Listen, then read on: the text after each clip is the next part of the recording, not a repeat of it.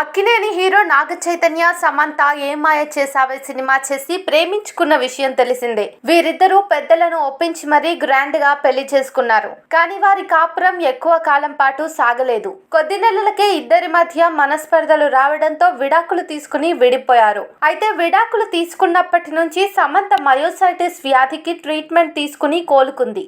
ఇక చై విషయానికి వస్తే వరుస చిత్రాల్లో నటిస్తూ హిట్ కోసం తాపత్రయపడుతున్నాడు. అయితే విడాకులైన కొద్ది రోజులకే సెలబ్రిటీలు కొందరు రెండో పెళ్లి చేసుకుంటున్న విషయం తెలిసిందే. కానీ నాగ చైతన్య విడాకులై ఇన్ని రోజులవుతున్నా పెళ్లి ఊసే ఎత్తడం లేదు.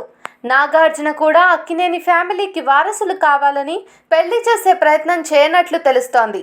దీంతో నెటిజన్ల మైండ్లో పలు రకాల ప్రశ్నలు, అనుమానాలు పుట్టుకొస్తున్నాయి. ఈ నేపథ్యంలో తాజాగా నాగ చైతన్య రెండో పెళ్లి చేసుకోపోవడానికి ఓ బలమైన కారణమే ఉన్నట్లు పుకార్లు షికార్లు చేస్తున్నాయి. ఆయన జాతకంలో ఓ